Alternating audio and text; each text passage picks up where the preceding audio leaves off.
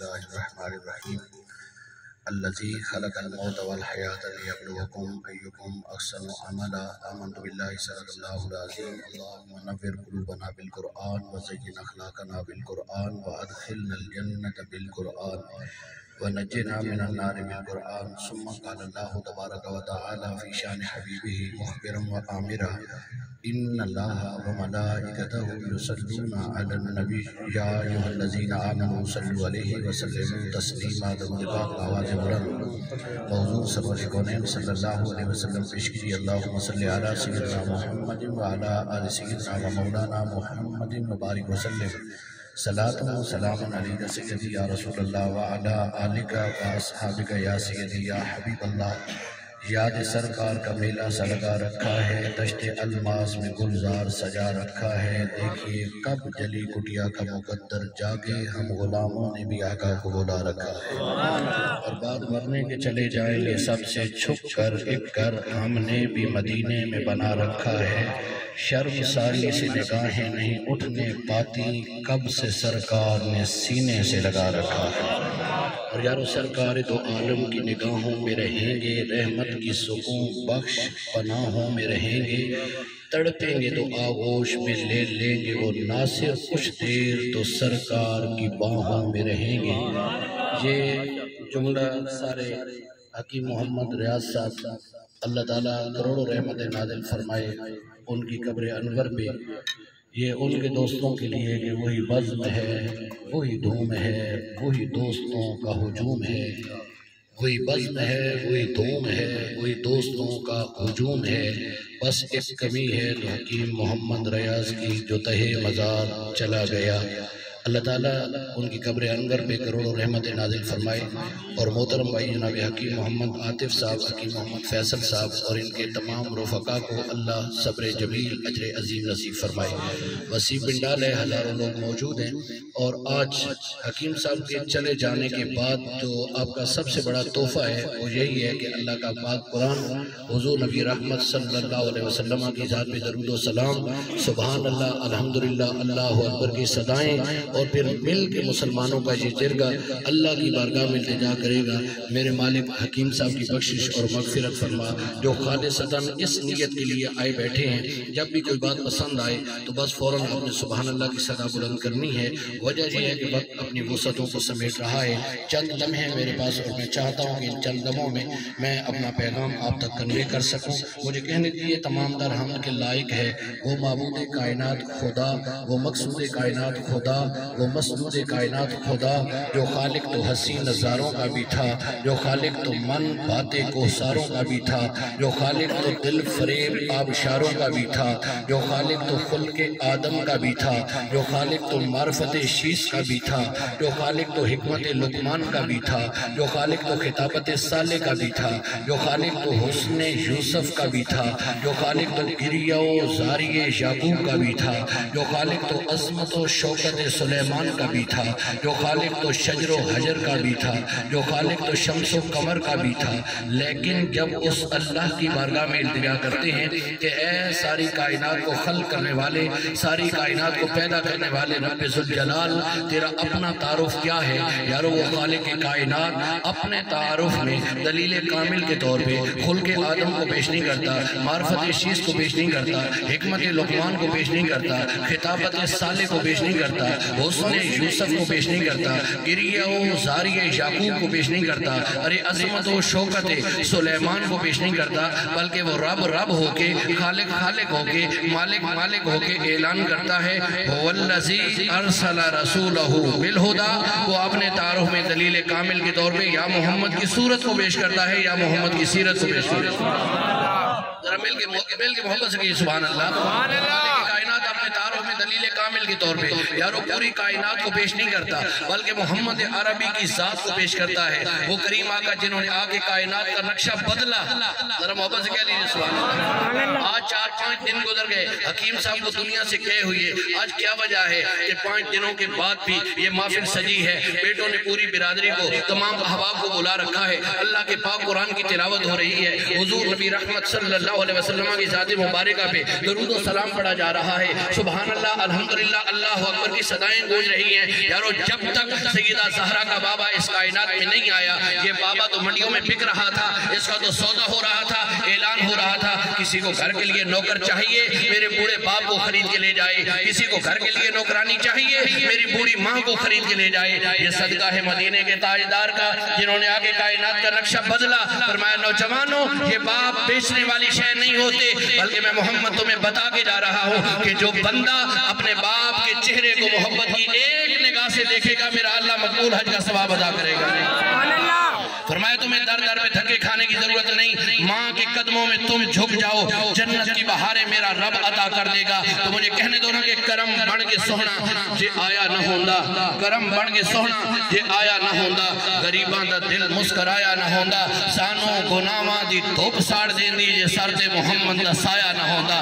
یہ صدقہ ہے مدینے کے تاجدار کا کہ آج باپ کے چلے جانے کے بعد بھی ہزاروں لوگ یہاں پہ تشریف فرما ہے، دوست احباب تعلق والے آئے ہیں ان کی بخشش و مغفرت کی دعا کرنے کے لیے. الحمدللہ ہمارا عقیدہ، ہمارا ایمان، ہمارا یقین ہے قیامت کے دن حضور نبی رحمت صلی اللہ علیہ وسلم نے فرمایا جب لوگ اپنی قبروں سے اٹھیں گے انہیں اپنی نیکیاں پہاڑوں کی مانند نظر آئیں گی. عرض کریں گے اللہ ہم اس قدر نیک تو نہ تھے، اتنی کرم نوازی کیسے ہو گئی، اتنی مہربانی کیسے ہو گئی. تو قدرت کی آواز آئے گی تم خود تو اس قدر نیک نہ تھے لیکن تم اولاد نیک چھوڑ آئے تھے، دوست احباب رشتہ دار اچھے چھوڑ آئے تھے. تمہارے مرنے کے بعد بھی تمہارے لیے دعائیں مانگتے رہے، ان کی مانگی ہوئی دعائیں تمہیں پہاڑوں کی صورت میں نظر آ رہی ہیں.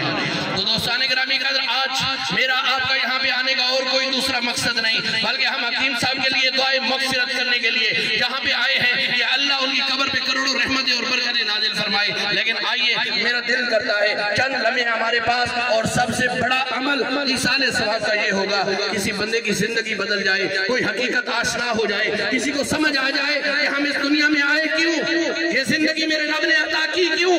کبھی سوچا آپ نے میرے کریم رب نے ہمیں دیکھنے کے لیے آنکھیں دی، سننے کے لیے کان عطا فرمائے، میرے اللہ نے بولنے کے لیے زبان دی، میرے اللہ نے ہمیں سوچنے کے لیے دماغ جیسی دولت سے نوازا، میرے اللہ نے ہمیں پکڑنے کے لیے ہاتھ عطا کیے، میرے رب نے ہمیں چلنے کے لیے قدم عطا کیے، میرے اللہ نے ہمارے لیے زمین کا بچھونا بنایا، آسمان کا سائبہ بنایا. یارو یہ دن کو اجالا دینے کے لیے میرے اللہ نے سورج بنا دیا، یہ رات کو حسن و جمال دینے کے لیے اللہ نے چاند اور ستارے بنا دیے. آؤ ایک لمحے کے لیے اللہ کی بارگاہ میں دعا کرتے ہیں کہ اے ساری کائنات کو خلق کرنے والے، ساری کائنات کو پیدا کرنے والے رب ذوالجلال، تو نے ہم پہ کرم نوازی کی، ہمیں دیکھنے کے لیے آنکھیں عطا کی، ہمیں بولنے کے لیے زبان دی، ہمیں سننے کے لیے کان دیے، میرے اللہ ہمیں سوچنے کے لیے دماغ جیسی دولت سے نوازا.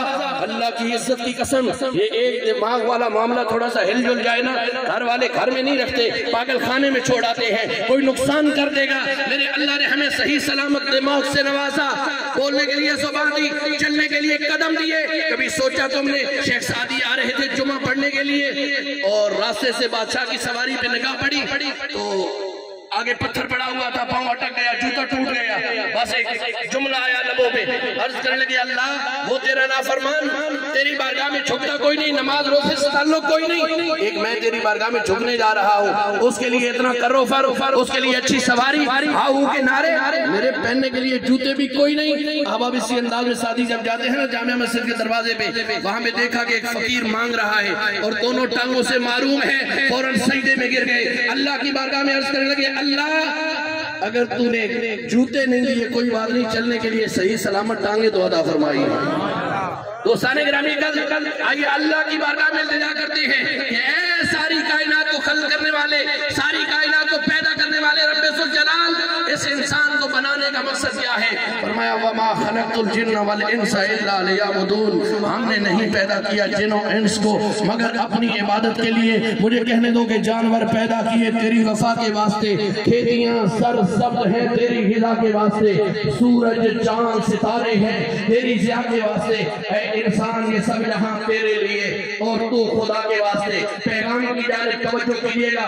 ایک بزرگ خود اپنا واقعہ لکھتے ہیں، فرماتے ہیں میں نے امیر گھر کے اندر آنکھ کھولی، میرے گھر میں روپے پیسے کی ریل پیل، سونا چاندی بہت ڈھیر سارا، نہ میری بہن نہ میرا بھائی، اور میرے والد کی 4 مربع زمین تھی. میں نے امیر گھرانے میں آنکھ کھولی، بڑے ناز و نام کے ساتھ پلا، جوان ہوا اور کہنے لگا جوانی کے عالم میں والدین نے میری شادی کر دی. شادی کو کچھ عرصہ گزر گیا لیکن اولاد نہ ہو سکی تو گھر والے اصرار کرنے لگے کہ دوسری شادی کر لے. توجہ کیجئے گا, کہنے لگا دوسری شادی ہوئی, میرا نکاح ہوا, نکاح کے بعد میرے گھر میں ایک تبدیلی آئی. کہنے لگے لوگوں میرے گھر کے اندر کسی چیز کی کمی نہ تھی سوائے دو چیزوں کے, ایک میرے گھر میں اولاد نہیں تھی اور دوسرا میرے گھر میں نماز نہیں تھی.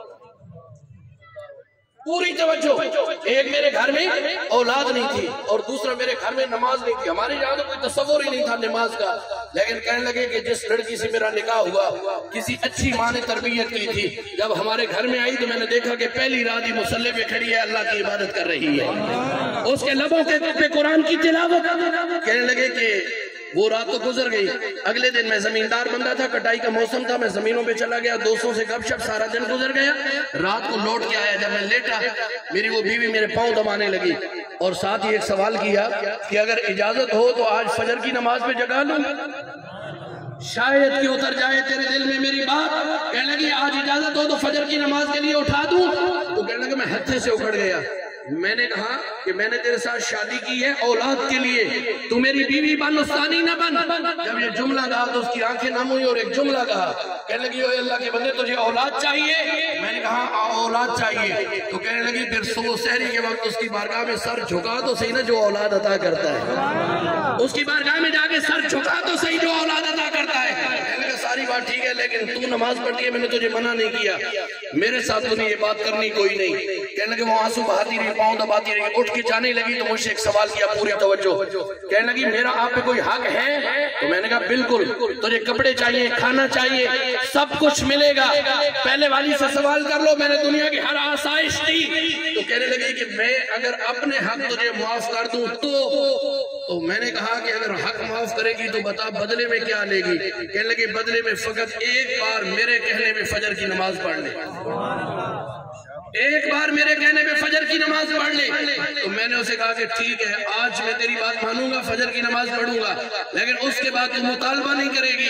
دوستان گرامی کل کہنے لگا کہ یہ بات سننے کے بعد میں لیٹ گیا, سو گیا.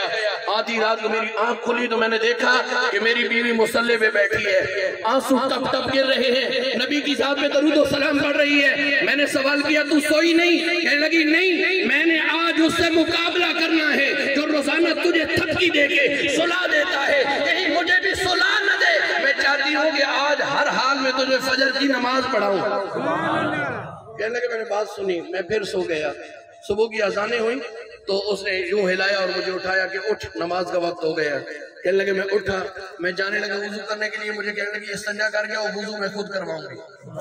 وضو میں نے کہا وضو بھی کر کے آؤں گا. اس نے کہا نہیں, وجہ یہ ہے کہ آج ہم میں سے 100 بندے وضو کرتے ہیں تو اسی کو پتہ ہی نہیں ہے کہ حقیقت میں وضو کرنا کیسے ہے. جب وضو نہیں تو نماز کیسی, پھر تلاوت قرآن کیسی. کہنے لگی وضو میں خود کرواؤں گی. کہنے لگے میں استنجا کر کے واپس آیا اور وضو کروایا اس نے, تو میرے اندر سے کسی نے آواز دی واقعی وضو تو یہی ہے جو یہ کروا رہی ہے, مجھے تو کوئی نہیں پتا تھا. اللہ اکبر کبیرہ. کہنے لگے لوگوں میں نے وضو کیا, میں مصلی پہ کھڑا ہوں, پوری توجہ, پیغام میرا دل کرتا ہے آج ایک بندے کی زندگی بدل گئی, یہ سب سے بڑا مثال ثواب ہوگا محترم المقام جناب حکیم محمد ریاض صاحب کے لیے. آج کوئی جا کے اللہ کی بارگاہ میں جھک گیا, اپنے روٹھے ہوئے رب کو منا لیا, تو سمجھ لیجئے گا ہم نے اپنے بھائی کے مثال ثواب کی بس میں جو گئے تھے نا اس کا حق ادا کر دیا ہے. کہنے لگا میں مصلی پہ کھڑا ہوا, ساتھ ننگے فرش پہ اس نے سر سجدے میں رکھ دیا, اللہ کی بارگاہ میں رو کے عرض کرنے لگی اللہ میں نے اپنی زندگی کے سارے حق اس لیے معاف کیے کہ یہ تیری بارگاہ میں جھکے. میرے اللہ تیری بارگاہ میں لانا میرا کام تھا, اس کے دل کو بدلنا تیرا کام ہے. کہنے لگے لوگوں اللہ کی عزت کی قسم, میں جب پہلے بار میں نے سر سجدے میں رکھا, سبحان ربی جلالہ کی صدائیں بلند کی, اندر بہت کچھ ٹوٹ گیا, سر اٹھانے کو دل نہیں کر رہا تھا. بڑی دیر کے بعد میں نے پہلا سجدہ مکمل کیا, دوسرا مکمل کیا, میں نے نماز مکمل کی. میرے اندر تو بہت کچھ بدل چکا تھا, لیکن میں نے اپنی بیوی کو بتایا نہیں کہ کیا ہوا. کہنے لگے میں روٹین سے کام پہ گیا, لیکن آج نہ زمینداری میں دل لگ رہا تھا, نہ دوستوں سے گپ شپ میں دل لگ رہا تھا, بس کان منتظر تھے کہ کب آذان کی آواز آئے اور میں جا کے نماز پڑھوں. کہنے لگے لوگوں جیسے ہی ظہر کی آذان ہوئی میں مسجد میں گیا, میں نے نماز پڑھی, میرا دل بدل گیا. میں عصر کا انتظار کرنے لگا, آذان ہوئی, میں نے نماز پڑھی. مغرب کی آذان ہوئی, جا کے میں نے نماز پڑھی. گھر میں جاتا تھا، کہنے لگے آج میرے قدم اٹھے، اٹھتے ہوئے قدم رک گئے، اندر سے کسی نے آواز دی آج عشاء کی بھی با جماعت پڑھ کے جائے گا، آج عشاء کی بھی با جماعت پڑھ کے جائے گا۔ کہنے لگا میں پلٹا، مسجد گیا، میں نے عشاء کی نماز ادا کی۔ اب جب میں گھر پہنچا نا پوری توجہ اس جملے پہ کیجئے گا، کہنے لگے میرے گھر والی نے کھانا میرے سامنے رکھا، لیکن آج بڑی عجیب لذت تھی، عجیب کیف تھا۔ میں نے کہا بتا کھانے میں کیا ڈالا ہے کہ بہت لذیذ ہے؟ کہنے لگی ساری چیزیں تیرے گھر کی، گوشت بھی تیرے گھر کا، مسالے بھی تیرے گھر کے، ہنڈیا بھی تیرے گھر کی، چمچ بھی تیرے گھر کا۔ کہنے لگا یہ ساری باتیں ٹھیک ہیں، بتا ڈالا کیا ہے؟ اس سے پہلے میں نے اتنا لذیذ کھانا کبھی نہیں کھایا، جملہ سنو گے تڑپ جاؤ گے۔ وہ خوش نصیب عورت کہنے لگی میں نے اور کچھ نہیں کیا، بس اتنا کیا ہے، تیرا کھانا تیار کرنے سے پہلے میں نے وضو کیا ہے۔ جنہیں سمجھ آئیے وہ محبت سے کہہ سکتے ہیں۔ اور آج جا کے ہماری ماں بہنوں بیٹیوں کو اتنا کہہ دیجیے گا، دوسرا جملہ سنیے گا، کہنے لگی اور کوئی کام نہیں کیا، فقط وضو کیا۔ وضو کرنے کے بعد جب میں سالن بناتی رہی، چمچ ہلتا رہا، میں سیدہ زہرا کے بابا کی ذات پہ درود و سلام پڑھتی رہی۔ یہ ساری لذتیں تو اللہ نے اس کے صدقے عطا کی ہیں۔ دوستان گرامی کل کہنے لگا کہ بیٹھی تھی میرے پاس، کھانا کھانے کے بعد مجھ سے سوال کیا کہ اگر اجازت ہو تو آج بھی فجر کی نماز پہ جگا دوں۔ کہنے لگا میرے ضبط کے بندھن ٹوٹ گئے اور میری آنکھیں چھم چھم برسنے لگی، اور میں نے کہا وہ خوش نصیب عورت، آج کے بعد تجھے جگانے کی ضرورت نہیں ہے، میں تجھے تہجد کے لیے اٹھایا کروں گا۔ آج کے بعد تجھے اٹھانے کی ضرورت نہیں، میں تجھے اٹھایا کروں گا۔ حضور نبی رحمت صلی اللہ علیہ وسلم نے فرمایا بڑا خوش نصیب ہے وہ مرد جو اپنی بیوی کو فجر کی نماز کے لیے اٹھاتا ہے، اور بڑی خوش نصیب ہے وہ عورت جو اپنے شوہر کو فجر کی نماز کے لیے اٹھاتی ہے۔ یارو یہ تہجد کی نماز اللہ کی بڑی لاڈلی نماز ہے۔ اللہ کی رحمت آسمان دنیا پہ آ کے آواز دیتی ہے کوئی رزق مانگنے والا اسے عطا کر دیا جائے، ہے کوئی اولاد کا طلبگار اسے دے دی جائے، ہے کوئی عزتوں کا طالب اسے عطا کر دیا جائے۔ اس ایک لمحے میں سوچئے گا، ہم سر نیاز جھکا لیں اللہ کی بارگاہ میں، اللہ کی عزت کی قسم ہمارے آنسو زمین پہ گرنے نہیں پائیں گے، اللہ ہمارے گناہوں کو پہلے معاف فرما دے گا۔ وہ حضرت موسیٰ علیہ نبینا علیہ السلام نے اللہ کی بارگاہ میں عرض کی تھی اللہ اس بھری کائنات کے اندر جو سب سے بڑا گناہگار ہے میں اسے تکنا چاہتا ہوں۔ فرمایا اے موسیٰ فلاں جگہ کھڑا ہو جا، جو بندہ سب سے پہلے تجھے نظر آئے گا اس وقت روح زمین پہ سب سے بڑا گناہگار وہ ہے۔ جا کے کھڑے ہو گئے، دیکھا ایک سفید داڑھی والا بابا لاٹھی ٹیکتے ہوئے بچے کی انگلی، چھوٹا بچہ تھا ساتھ انگلی پکڑ کے آ رہا ہے۔ فرماتے ہیں میرا دل لرزا، بابا بوڑھا ہو گیا ہے، داڑھی سفید ہو گئی ہے، کمر خمیدہ ہو گئی ہے، ابھی تک گناہوں سے باز نہیں آیا کہ روح زمین پہ سب سے بڑا گناہگار۔ کسی نے کہا تھا ہڈیاں کمن گوڑے کھڑگن تے اڑ گیا لک تیرا، اجے بھی بدیوں باز نہ آئوں واہ مرد دلیرا۔ کہنے لگے مجھے اس کی دلیری میں عجیب لگا کہ بوڑھا ہو گیا، داڑھی سفید ہو گئی، ابھی رب کو راضی نہیں کیا۔ کہنے لگے بس دیکھا پلٹ آیا، اگلے دن پھر میں لاٹ کر بیٹھا، اللہ کی بارگاہ میں التجا کی اللہ اس وقت بھری زمین پہ جو بندہ تجھے سب سے زیادہ لاڈلا ہے نا، سب سے زیادہ پیارا ہے، میں اسے تکنا چاہتا ہوں۔ فرمایا اسی جگہ کھڑا ہو جا، جو بندہ آئے گا وہ اس وقت روح زمین پہ سب سے زیادہ مجھے پیارا ہے۔ حضرت موسیٰ علیہ نبینا علیہ السلام فرماتے ہیں لوگوں میں جا کے کھڑا ہو گیا، لیکن میری حیرت کی انتہا نہ رہی، وہی بابا کہنے لگے میں نے مالک کی بارگاہ میں التجا کی، مالک تیری قدرت کے معاملات ہے تو بہتر سمجھتا ہے، لیکن مجھے سمجھ نہیں آئی۔ کل میں نے گناہگار کا پوچھا تھا یہی بابا، آج میں نے نیک بندے کا پوچھا ہے جو تجھے لاڈلا ہے پیارا ہے تو یہی بابا۔ فرمایا کلیم کل یہاں سے گزرا تھا، ہاں مولا گزرا تھا، ساتھ چھوٹا بچہ تھا، ہاں مولا بچہ بھی تھا۔ فرمایا جب تھوڑا آگے گیا نا وہاں پہ ایک تالاب تھا پانی کا، اس بچے نے سوال کیا بابا یہ کیا ہے؟ تو بابے نے کہا بیٹا یہ تالاب ہے۔ تو بچے نے عادت ہوتی ہے سوال دہراتے ہیں، بچے نے کہا بابا تالاب سے بڑی بھی کوئی شے ہوتی ہے؟ بابے نے کہا بیٹا ندی اس سے بڑی ہوتی ہے۔ بچہ اگلا سوال کر بیٹھا، کہنے لگا بابا ندی سے بڑی کوئی شے بھی ہوتی ہے؟ فرمایا ہاں بیٹا نہر اس سے بڑی ہوتی ہے۔ بچہ بس عادت کے مطابق سوال کرتا گیا، کہنے لگا بابا نہر سے بڑی کوئی شے بھی ہے؟ فرمایا ہاں بیٹا دریا اس سے بڑا ہوتا ہے۔ جب یہ پوچھا تو کہنے لگا دریا سے بڑی کوئی شے بھی ہے؟ بابے نے کہا ہاں بیٹا سمندر اس سے بھی بڑا ہے۔ اب بچے کا سوال سنیے گا، بابے کا جواب سنیے گا۔ بچے نے کہا بابا مجھے اتنا بتا کوئی سمندر سے بڑی شے بھی ہے؟ بابے کی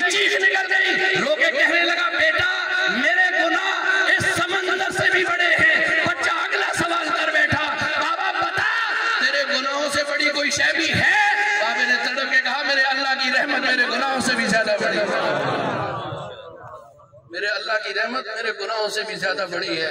فرمایا میرے کلیم جب اس نے تسلیم کر لیا، اس کے گناہ تھوڑے ہیں، میری رحمت وسیع ہے، میں نے اس کے گناہوں پہ قلم پھیر دیا ہے اور میں نے اسے اپنی قربتیں اور محبتیں نصیب فرما دی ہیں۔